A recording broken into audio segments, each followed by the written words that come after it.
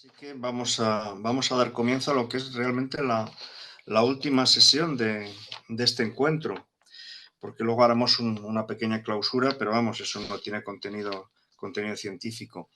Bueno, es un gusto presentar al profesor Miguel León Untiveros, ¿vale? Que es doctor en filosofía por la Universidad Nacional Mayor de San Marcos y miembro de la Academia Mexicana de Lógica. Es profesor de filosofía de la ciencia y filosofía de las matemáticas en la misma universidad y es miembro del grupo de investigación Episteme. Bueno, los méritos son múltiples, aquí creo que todos lo conocemos suficientemente y él hoy nos va a hablar, es una cuestión de derecho, ya ha habido más, pero vamos, es realmente interesante por el título, un cálculo material para la noción baconiana de probabilidad aplicable al derecho probatorio, si he leído bien porque tengo esto ya un poco deteriorado. Así que, Miguel, cuando quieras, adelante, es un placer. Bien, ¿qué tal? ¿Cómo estamos? Bueno, muchas gracias a todos y en especial a los organizadores de este evento de del Día Mundial de la Lógica de edición 2024 y en especial a Diógenes, a Jesús, a Claudio y por supuesto a Enrique que han estado a cargo de esta organización. Bien, en mi caso voy a ser bastante, digamos, corto. Voy a tratar de compartir unos slides que he preparado. Ya, ahora se ve. Bien, perfecto, bien. Bueno, sí, este es un tema vinculado al derecho, a propiamente lo que es la lógica jurídica, y que responde a cierta postura, que las hay por la naturaleza dialéctica y dialógica del derecho, de que si es que al razonamiento jurídico, así llamado, se le puede o no aplicar algún cálculo matemático. Normalmente al que se acude es a las probabilidades cosmogorodianas, que en esta ocasión las llamaremos pascalianas, que es la teoría estándar, por decirlo así, de la probabilidad, y lo que se busca es ver si este es aplicable al derecho. En principio ha sido así, pero de un tiempo a esta parte ha surgido en cabeza de algunos filósofos del derecho la idea y cuestionamiento de que no sería aplicable y se ha establecido cierta distinción. Bien. Eh, pero la idea acá me parece interesante porque incluso se tiene que reflexionar sobre lo que estaríamos diciendo cuando indicamos que hacemos un cálculo, ¿ya? Bien, este problema en la filosofía del derecho, yo le he llamado el reto Ferrer. No porque él así lo postule, él tiene ya una postura en un texto suyo de prueba sin convicción de hace 3 años, en el que él indica que las probabilidades colmogorovianas o pascalianas, como él la llama, no serían o no son aplicables, según su postura, al derecho, ¿no? Entonces, el reto Ferrer, al que llamo reto Ferrer, indica la carga argumentativa de mostrar un cálculo, así en eso, que sea tal cual, que sea propio, que cumpla con la noción baconiana de probabilidad. Bien. Jordi Ferrer Beltrán, que es un filósofo español del derecho, en su texto ya antes indicado, prueba sin convicción, señala, como ya hemos indicado, que la probabilidad, que para él es un cálculo pascaliano y propiamente colmogoroviano, no admite, digamos, en el razonamiento, o sea, no calza para lo que viene a ser el razonamiento probatorio. ¿Qué es un razonamiento probatorio para los que no son del área jurídica? Es un razonamiento que se basa sobre la prueba aportada al proceso judicial, cualquiera que sea el proceso, sea penal o sea civil, que son los más paradigmáticos, ¿no? Entonces, esa es la cuestión. O sea, no habría ningún cálculo. Para los que son lógicos, dirían entonces cuáles serían las reglas de corrección de dicho razonamiento, ¿no? Y eso es lo que precisamente nos motiva, ¿no? Bien. Esta postura se basa en una previa de Cohen del año 80, que lo que indica es, en los años 80 y 89, que una postura baconiana no tiene una noción de grado de certeza, una probabilidad gradualista, eh, y que el concepto duro de certeza como tal está fuera del alcance humano y que se hace un mayor énfasis con la explicación. Sin embargo, pese a estas características de lo que se ha venido a llamar una noción baconiana de probabilidad, Wolfgang Spohn, que es un filósofo del estructuralismo metateórico, de esto que se llaman pues los enfoques semánticos de la filosofía de la ciencia, que empezaron con Patrick Suppis, Wolfgang Müller y otros, ¿verdad? Y el mismo Van Frasen, que también está involucrado en esto. Bueno, Spohn, que era es estructuralista hasta donde entiendo, en este texto que se llama Las leyes de la creencia, Laws of Beliefs, del año 2012, dice pues que no le queda claro a él qué se entiende por probabilidad baconiana exactamente. Pero con todo y todo, él postula lo que podría considerarse esto una noción baconiana de probabilidad y a través de lo que él denominó teoría del ranking. Bien.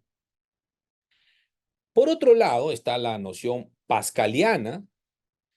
Esta noción pascaliana pues empieza, digamos, históricamente con estudios sobre el azar.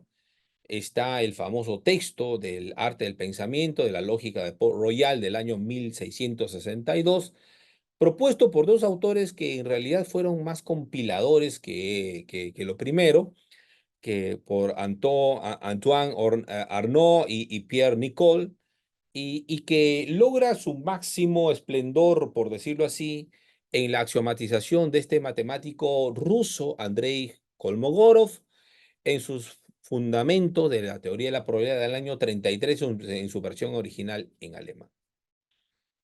Algunos aspectos que son interesantes es el complemento de la negación, es decir, la probabilidad de A es igual a 1 menos la probabilidad del complemento de A, cuando A es un evento, pero está formulado en lenguaje de teoría de conjuntos.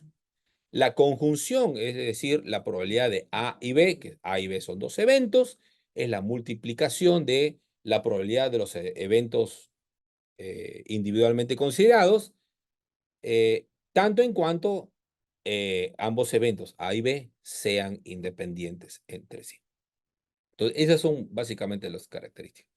Frente a esto, ha habido ataques a lo que se considera falencia de la probabilidad pascaliana, y es el ataque baconiano, por decirlo así, que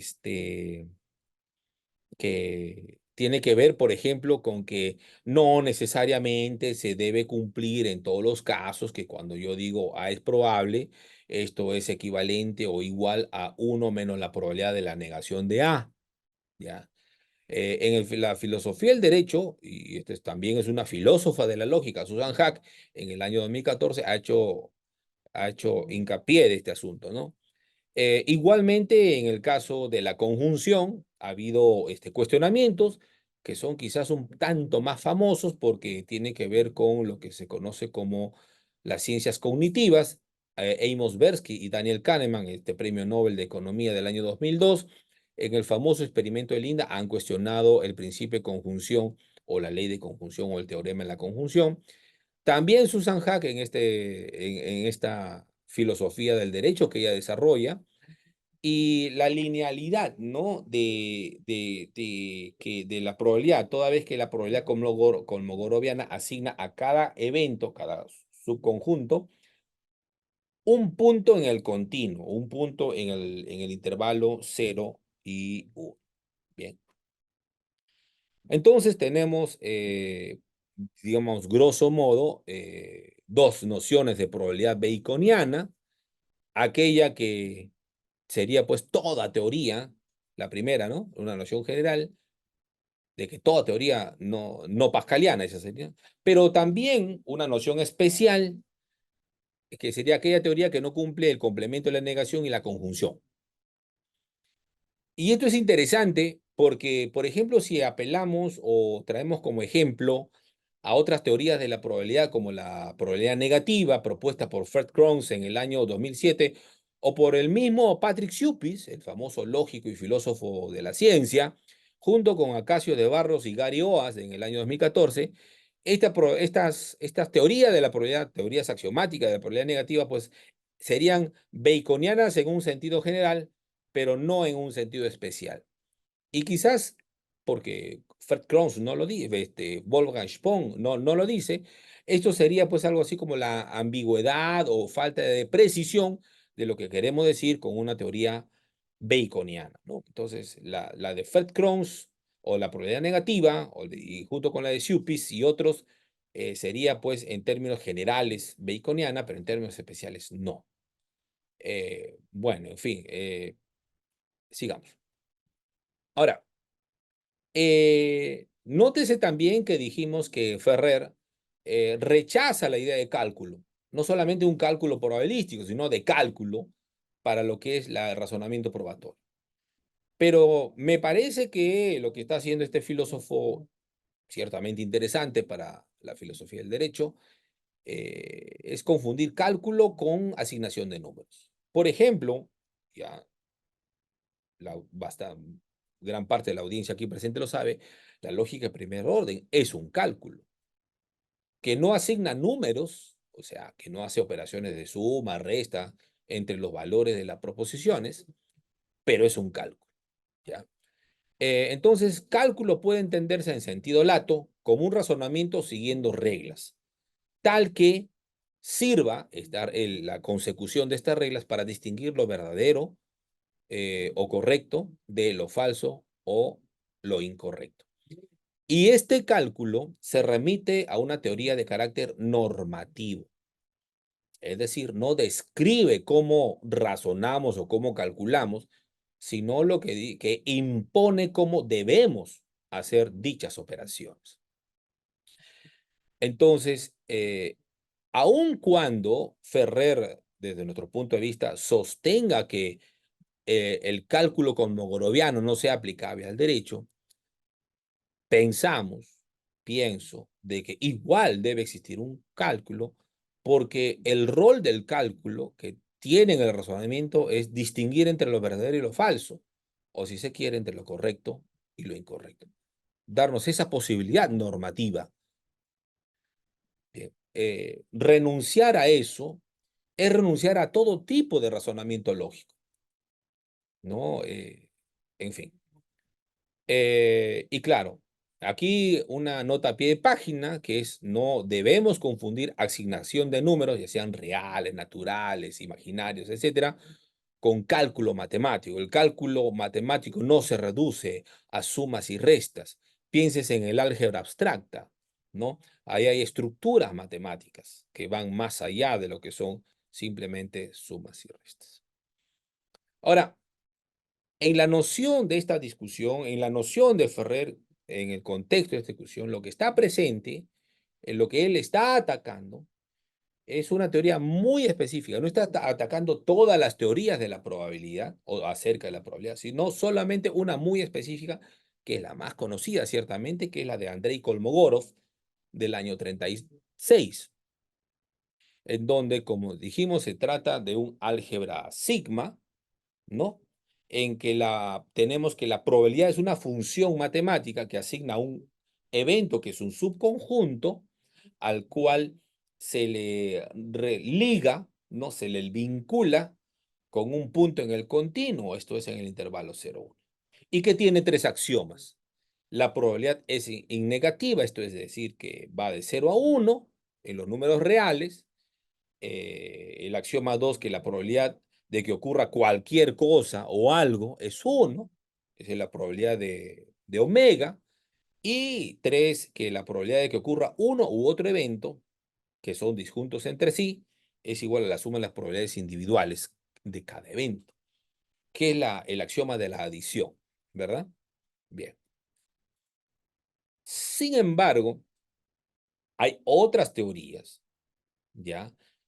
Eh, que, que distan de la teoría anterior, que escapa a la discusión de Ferrer, y que es la postura que diría que pues, en el derecho no se aplica ninguna noción de cálculo de probabilidad. Por ejemplo, está pues la teoría de la posibilidad de Dubois y Prey del año 88, el siglo pasado. Está la teoría del ranking, a la cual nos vamos a dedicar, de Wolfgang Spohn, propuesta en 1990 y desarrollada aún más y terminada en su fase, digamos, más madura en el año 2012. La de John Kelly del año 96, ¿no? La probabilidad negativa, que en su versión ya sea de Fred Crumbs del año 2007, o la de Patrick Suppis, OAS, y Acacio de Barros, Gary Oas y Acacio de Barros en el año 2014, justo en el año en que fallece Patrick Suppis, ¿verdad? ¿No? Entonces, me parece que lanzar esta idea de que no se aplica ningún cálculo, creo que por lo menos nos llevaría a no solamente decir que no nos satisface para razonamiento probatorio jurídico el cálculo colmogoroviano, sino también otras posibilidades que ya existían en su momento, ¿no? Bien. Bueno, en nuestro caso, producto de un, digamos, por decirlo, conocimiento casi de actualización, por decirlo así, nos llamó mucho la atención de que no se haya considerado un cálculo propiamente baconiano en la crítica de Ferrer, que es la propuesta de la teoría del ranking de Wolfgang Spohn en la versión del año 2012, pero que ya tiene un antecedente en el año 1990 por el mismo Spohn. Grosso modo, ¿de qué trata, no? Se trata de una teoría estática y dinámica de las creencias, que por ende tiene la ventaja de representar creencias, cosa que no puede hacerse con la teoría de la probabilidad estándar. La dinámica puede ser enunciada también mediante la introducción de los grados de creencia, y por tanto también es una teoría de grado de creencia y explica la relación entre creencia y grado de creencia. Y la dinámica y los grados de creencia están estrechamente relacionados a la inferencia inductiva o al razonamiento derrotable. Así que la teoría del ranking de Spohn también explicaría esto segundo, ¿no? La teoría del ranking apela a una teoría ya previa, que es la de el modelo AGM, el famoso modelo AGM que trabaja muchísimos filósofos y lógicos en diversas partes, que es del año 85 y que en el año, y que al chorrón se distingue entre los otros dos autores, entre otras cosas porque Alchorrón era un filósofo del derecho argentino, junto con Eugenio Buliguín, pero Alchorrón en el año 85, junto con Peter Gerdenfors y David Mackison, el famoso lógico, crean este modelo. Y ese modelo de sistema de cambio epistémico, teoría del cambio epistémico. Bien, este sistema lo que hace es postular un equilibrio en las creencias bajo tres principios. La máxima de mutilación mínima, que tiene un origen en David Quine, perdón, claro, en Quine,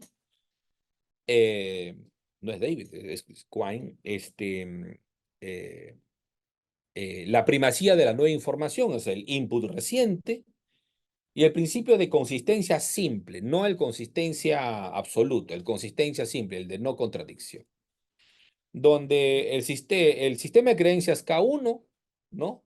Este, dado cierto input, nos lleva al sistema de creencias K2. Acá existen tres operaciones básicas, que uno es la expansión, donde se ve que en el sistema de creencias K1, alfa no pertenece, está fuera del sistema de creencias. Y en K2, bajo un input, se introduce o se incorpora, ¿no? Por expansión a esta operación se le llama así, alfa. En la contracción es al revés. En el K1 está alfa dentro de, y se le expulsa, o sea, se contrae, se elimina uno, pierde a uno, y K2 pues ya tiene afuera a alfa.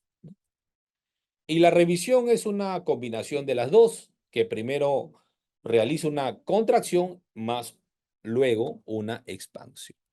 En el caso de la teoría del ranking, lo que se tiene son funciones condicionales, donde W es un conjunto de mundos posibles, y el conjunto y el subconjunto de W, ¿no? Es decir, un A que pertenece al conjunto potencia de W, es un álgebra sobre W siempre que cumpla las siguientes condiciones.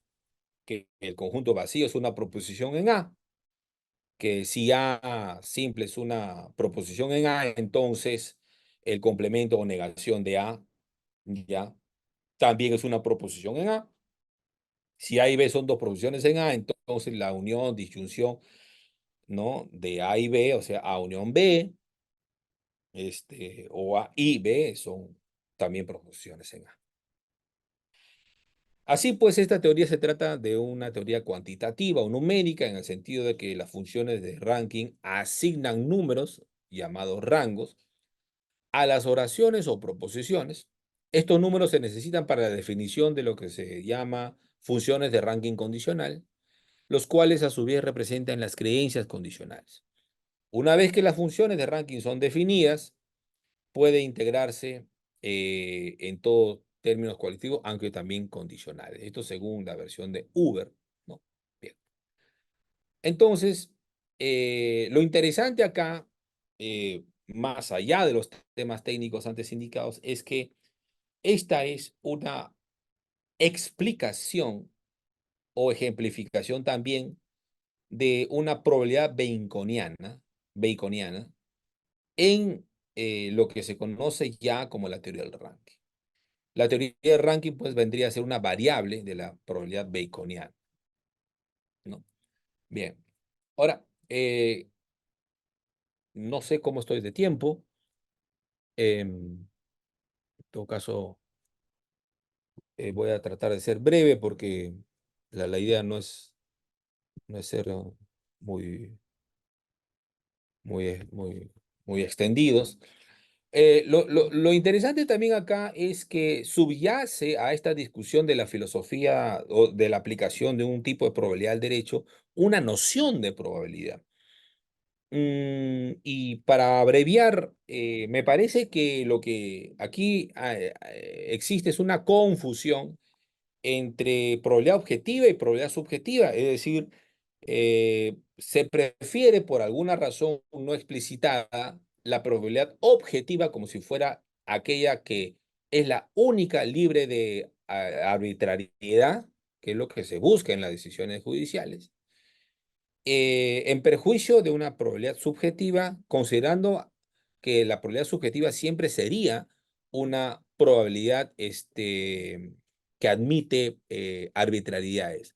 Entonces, aquí se mezcla, digamos, dos cosas, ¿no? La interpretación subjetiva objetiva de la probabilidad con las características de una decisión judicial que debiera ser no arbitraria en lugar de ser arbitraria, ¿no? Sin embargo, en la filosofía y la probabilidad, pues, entre otras cosas, se indica que la probabilidad es algo así como, y esta es una idea de Van Fraassen, es una modalidad, y por lo tanto la probabilidad puede entenderse como una modalidad de re o de dicto, en el mismo sentido que se hace cuando se habla de lógica modal. Será de re una probabilidad objetiva, será de dicto una probabilidad subjetiva. Y no es que esto solucione el problema, sino sabemos que la probabilidad objetiva pues tiene una serie de corrientes, vamos a decirlo así como también la probabilidad subjetiva, ¿no? Solo para repasar algunas, pues tenemos la interpretación clásica del número de equiposibilidades en los que ocurre E sobre el número de equiposibilidades, en la idea de Laplace, por ejemplo. Y aquí surgen preguntas interesantes como si en la interpretación laplaciana puede un evento tener una probabilidad de 1 sobre raíz de 2. ¿Y por qué esta pregunta tiene sentido? Porque la probabilidad de 1 sobre raíz de 2 es una probabilidad que está dentro del continuo, sin embargo, no cumple el criterio laplaciano de probabilidad. Bueno, en fin, entonces eh, voy a resumir esta parte diciendo, Miguel, un momento. Si quieres que haya preguntas, deberías ir terminando, porque ya estamos muy, muy justitos. ya, bueno, en todo caso, voy a resumir esta parte diciendo que lo que faltaría en esta discusión de filosofía del derecho, si se aplica o no las probabilidades, es la cuestión de las interpretaciones de la probabilidad. Me parece que esto se pasa por alto, la idea también. Y la idea también de que la noción de probabilidad inductiva también es una idea de información en ciernes dentro de la lógica. Yo quería hablar algo sobre la probabilidad inductiva objetivamente bayesiana de Williamson, pero en fin, no me va a dar el tiempo, pero ya llegando rápidamente a las conclusiones, eh, digamos,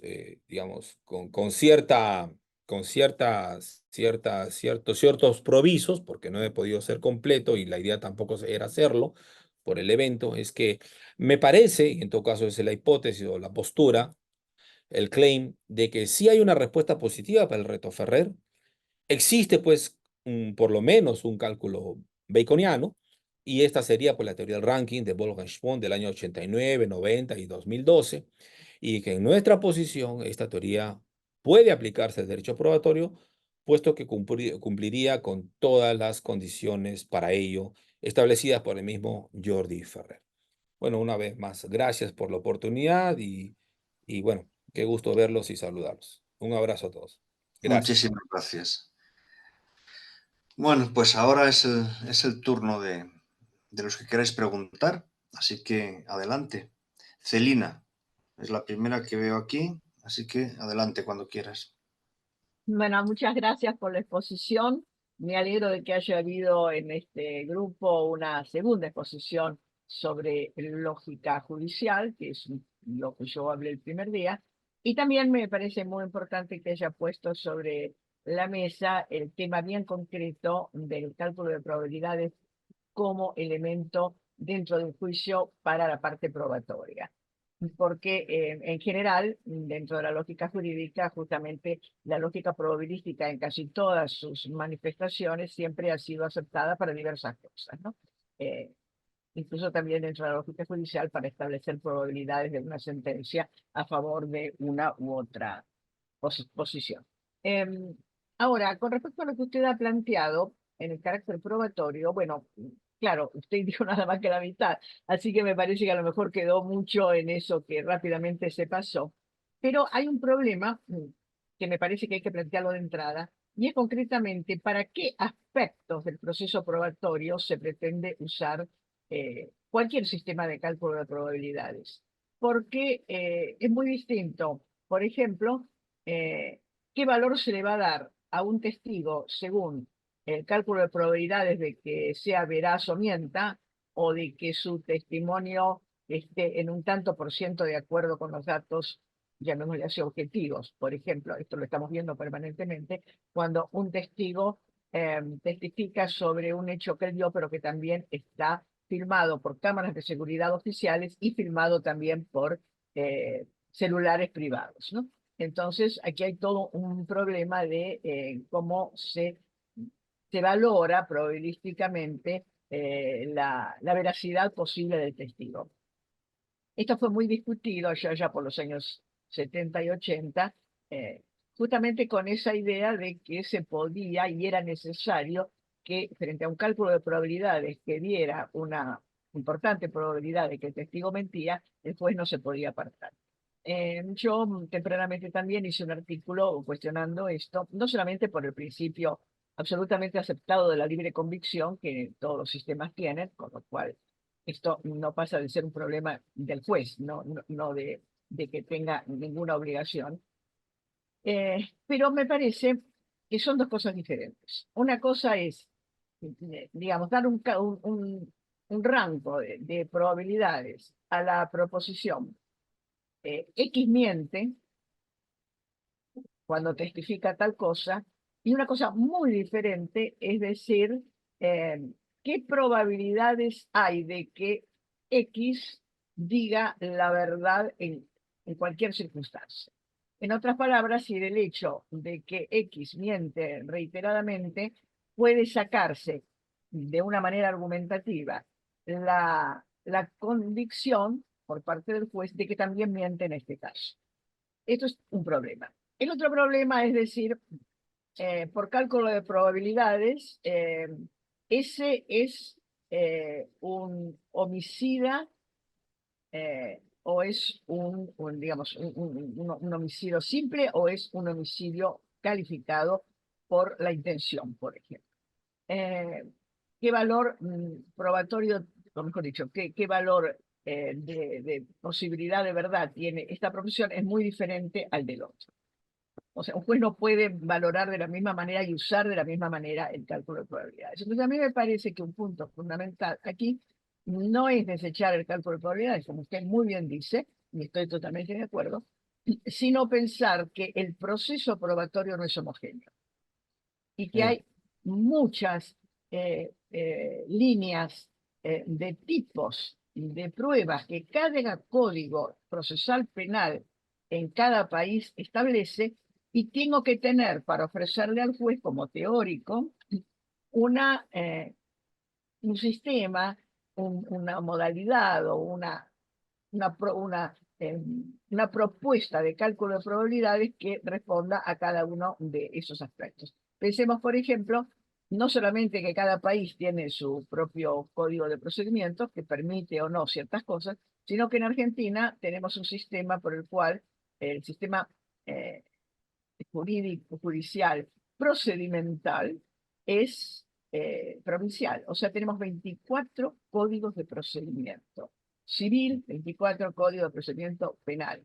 Entonces, cada juez que quiera de alguna manera usar este recurso para asegurarse de que su convicción es una convicción fundada, que tiene fundamentos lógicos y racionales, válidos, para también defenderse frente a acusaciones de imparcialidad, etcétera, y también para eventualmente dar elementos para que las sucesivas apelaciones fallen a favor de su propia elección, porque eso también es parte del currículum y del mérito. Entonces, esta es un poco la inquietud que le planteo. Me parece sumamente interesante y la verdad que le voy a pedir después a Claudio que me pase su mail para que usted me mande toda la ponencia, porque creo que hay muchas cosas que no se dijeron. Pero bueno, esta era la inquietud que, en caso concreto, ¿no? Porque si no nos quedamos hablando y la realidad es que después los jueces fallan como le da la gana y uno ni siquiera puede decir, miren, acá tenían un instrumento que si ustedes se hubieran ocupado. Y esto lo digo con experiencia de haber participado en cursos, incluso de haber sido parte de tribunales de tesis en cursos de posgrado para jueces de diferentes aspectos y ramas del derecho sobre este tipo de instrumentos. Y una de las cosas que dicen los jueces es que, bueno, no nos sirven porque en realidad son muy teóricos y el paso no lo sé, yo no soy un lógico, esto lo dijo una vez un juez camarista, camarista federal, o sea, digamos de la élite argentina. Yo le hice una pregunta en un tribunal de tesis y me dijo, bueno, mire, yo no soy ni lógico ni epistemológico como usted. Entonces, esto solamente le puedo contestar lo que me dijo el profesor. Y claro, era lo que él hacía cuando, digamos, tenía a su cargo juicios penales muy importantes, porque tenían a su cargo, por ejemplo, los juicios por narcotráfico, los juicios por de lesa humanidad, que suelen conducir a sentencias de prisión perpetua, ¿no? Entonces, cuando son condenados. Entonces, no es una pavada, no quiero decir el hecho de que los jueces realmente no saben y nos reclaman. Bueno, era lo que quería decir, discúlpenme la extensión de mi charla. Gracias. No, gracias, Alina, por tu interesante pregunta. A ver, para empezar, creo una acotación previa, ¿no? En todo caso, es una posición mía. El cálculo probabilístico, hasta donde yo lo entiendo, por supuesto, no es lógico. Es parte de las matemáticas. Es un lenguaje conjuntista, al menos en las dos versiones, ya sea en la teoría del ranking o en la teoría de Kolmogorov. Y es un álgebra, por lo tanto, no es propiamente una lógica de primer orden, como las conocemos, la lógica estándar, por ejemplo. ¿Y por qué hago esta acotación? ¿Por qué? Porque creo yo, para el pensamiento o razonamiento jurídico, mucho hemos tratado de reducir o tener como principal instrumento a la lógica, sea clásica, la mayoría, la gran mayoría de filósofos de derecho, o sea no clásica, que es la gran minoría. La lógica paraconsistente, por ejemplo, o la lógica difusa, ¿no? Pero una estructura matemática no es lógica, la teoría de conjuntos no es lógica, el álgebra tampoco lo es, y la teoría o las teorías de la probabilidad negativa, la de Kolmogorov o la teoría del ranking no es lógica. Son teorías, digamos, expresadas en teoría de conjuntos. Ya. ¿Por qué hacer esa distinción para la filosofía del derecho? Porque creo yo que hay una especie de sesgo logicista en la filosofía del derecho que cree que la lógica va a poder eh, servir para todos los problemas del razonamiento jurídico. Si nosotros pensamos fuera de nuestra zona de confort para los filósofos del derecho, podría también utilizarse algoritmos, podría también utilizarse teoría de juegos, ¿no? En fin, y esos tampoco son lógicas. Claro, toda teoría matemática tiene una lógica, por lo general clásica subyacente, pero eso no hace que la teoría matemática se reduzca a la lógica. El proyecto logicista ya hace tiempo fue dejado de lado, ¿no? Eso para empezar. Entonces yo creo que la búsqueda, y ahí coincido totalmente con la profesora Celina Lertor, ¿no?, de que la búsqueda es plural, hasta cierto punto, no tanto la de un físico, sino la de un ingeniero. Buscar algún modelo teórico, sea lógico, sea matemático, que sirva para los problemas del derecho, porque lo que queremos es una teoría normativa, no que explique toda la problemática de un proceso judicial, sino por lo menos una parte. La profesora habló de que no es lo mismo un testimonio que una grabación en videos. ¿Podría eso obedecer a dos teorías distintas? Sí, seguramente.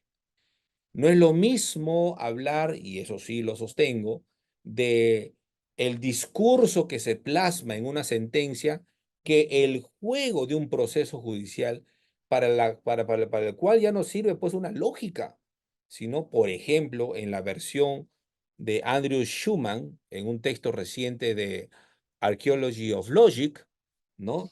En su último capítulo, él recapitula ciertos trabajos sobre teoría de juegos aplicados al derecho. Ya, bien. Ahora, ¿para Ana, qué te parte pediría brevedad porque estamos bastante fuera de tiempo. Es que hay bueno, otra pregunta después, me gustaría también darle paso. ya, entonces, bueno, básicamente eso, y creo que podríamos dejar, y yo sí, creo que la pregunta más difícil que hizo la profesora Lertora es decir, ¿y cómo es que se aplica? Es muy complicado. Ahora, yo diría, claro, esto es tanto pedirle a los físicos aristotélicos que lean la física, ¿no? Pedirle que hagan cálculos sobre la caída libre. O sea, los jueces que están formados en una etapa pre-galiliana de la ciencia del derecho, llamándole ciencia generosamente, pues obviamente no van a tener idea de cómo se aplican las probabilidades. Entonces, hay un tema ya de paradigma, si se quiere, de formación, si se quiere también, y no es que sea imposibilidad, es una imposibilidad, digamos, de la comunidad vigente, no es una imposibilidad ontológica, por decirlo así. Bueno, gracias por la pregunta y muy interesante. Muchas gracias a ambos. Tenemos una pregunta más que quería darle paso a Juan Pablo, cuando quieras. Te ruego brevedad, Solamente eso sí. contesté algo por chat, doctor León. Gracias. No sé si lo estamos viendo. Bueno, muchas gracias. Muy interesante. Quería comentar que hay algún sentido, me parece, de probabilidad no colmogoroviana que podría ser tenido en cuenta y que en esta parte de la exposición no apareció, que es cumpliendo igual los 3 axiomas de Kolmogorov, pero pidiendo que en el dominio, esa sigma álgebra que en alguna diapositiva apareció, que esa sigma álgebra sea no distributiva. Y es el sentido que se toma de probabilidad no colmogoroviana en cuántica. En cuántica, las probabilidades cuánticas son no colmogorovianas en ese sentido. Cumplen los axiomas de Kolmogorov, pero la sigma álgebra, que es el dominio de la probabilidad, de donde sale y después va el 0,1, es una sigma álgebra que no cumple distributividad del I con el O. Es decir, o sea, no cumple las leyes de Morgan para el I y el O de la distributividad. Entonces, esa es como un grado más de libertad que uno podría explorar de no colmogoroviano, que es en el sentido que se hace en la cuántica y que está muy, muy relacionado en lo que hace Acacio de Barros. Acacio de Barros, que se dedica mucho a la cuántica para las probabilidades negativas, él hace algo que se relaciona muchísimo con esto. Entonces, no sé si esa cuestión puede ser tomada en cuenta como una opción más a la hora de ser no colmogoroviano. Bueno, interesante, Juan Pablo. Sí, ciertamente, Acacio de Barros y Gary Oas, entiendo que con Xupis e independientemente de él, han trabajado esto de la física cuántica en un proyecto que se llamó Quantum Cognition, si la memoria no me falla, para los problemas planteados ya por los experimentos de Tversky y Kahneman y lo que es las ciencias cognitivas en general, ¿no? Sí, yo creo que sí, digamos, a priori, digamos, yo creo que sí. Yo creo que lo que resta es lo que decía la profesora Lertora, es trabajar casos concretos en sede judicial, ¿no? A ver si el experimento de Linda se replica o no se replica y en qué extensión, etcétera, etcétera, ¿no? Entonces, ahora, ojo que mi ponencia, no porque la quiera defender, sino que en todo caso, un buen entendimiento de lo que Ferrer quería decir era, digamos que él estaba convencido de que no hay ningún cálculo porque la noción de probabilidad para el derecho es la baconiana. Y lo que yo he querido decirles, no, aun cuando seamos baconianos, o sea, aun cuando estemos de acuerdo contigo, aún así hay cálculos como la teoría del ranking. Y por eso que acoté un poco la probabilidad negativa que usa Xupes, Acacio y otro que si se me fue a la mente, que en algún sentido sí era no digamos, baconiano y en otro sentido eran no. Entonces, queriendo evitar esa ambigüedad, es por eso que me pareció más interesante la teoría de ranking para responder a la posición de Ferrer, pero nada, eso es un academicismo, por decirlo así, ¿no? Pero en concreto, vamos, la teoría de la probabilidad negativa o de la probabilidad cuántica, en el sentido que le indica, pues claro, es todo un terreno para explorar todavía, ¿no? Está pendiente eso. Gracias. Muchas Pues gracias. muchas gracias.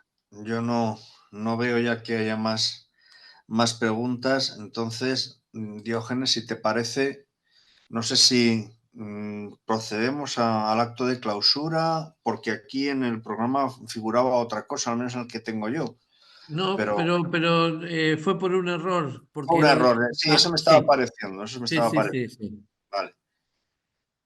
Perfecto, pues Diógenes, tienes la palabra. No, por favor, empieza tú, yo finalizo, creo que. Bueno, como quieras. Bueno, poco puedo añadir. Han sido 2 jornadas muy intensas, muy fructíferas, muy variadas y yo creo que de muy alto nivel. Y sobre todo pongo en valor una cosa, y es que ha servido para que personas que quizá no estáis al corriente sobre el trabajo de unos de los otros os pongáis en contacto, que es lo que ahora mismo estoy viendo por el chat. Ese es el objetivo que puede tener un encuentro de estas características, que vayamos conociendo lo que hacemos, que a veces nos ignoramos con frecuencia, estamos muy centrados en lo que es la revista última que hemos leído y la bibliografía que hay que atacar, y no tenemos conciencia de que quizá en el despacho de al lado hay un colega que está desarrollando una investigación que es muy pertinente para la nuestra. Entonces, este tipo de actos sirven para romper esas falsas fronteras, pues bienvenidos sean. Y quiero agradecer muy especialmente a Diógenes y al trabajo que ha hecho todo su equipo técnico, porque ha sido espectacular y no hubiera sido posible hacerlo desde muchos otros sitios que yo conozco. Hubiéramos tenido muchísimos más problemas, incluida mi propia universidad. Entonces, enhorabuena, creo que ha sido un gran resultado. Y bueno, si ahora creo que Claudio, ¿quieres decir alguna cosa más? Sí, sí. Nada, simplemente agradecer este trabajo que hemos hecho conjunto. Gracias, Diógenes, por la iniciativa, por la Pontificia Universidad Católica de Perú y todo lo que colaboraron. Gracias, Enrique, por este trabajo que hicimos juntos.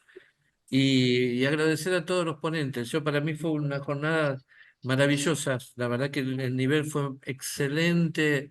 Hemos aprendido, hemos discutido. Así que bueno, agradezco y feliz Día de la Lógica para todos. Un abrazo grande. Gracias. Bueno, gracias Enrique, gracias Claudio y gracias a todos los participantes, en especial a los ponentes, que sin ellos no hubiéramos podido realmente llevar a cabo este evento, que hemos aprendido mucho, no solamente en conocimiento, sino también en experiencias. Además, agradezco también a toda la comunidad que está participando, viendo esto, asimilando lo que estamos haciendo, ¿no?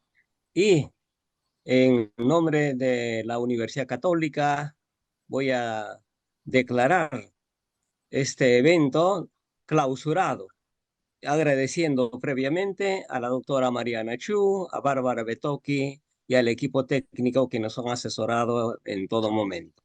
Muchas gracias, un fuerte abrazo para cada uno de ustedes y dejo entonces clausurado este evento Lógica e Inteligencia Artificial Generativa.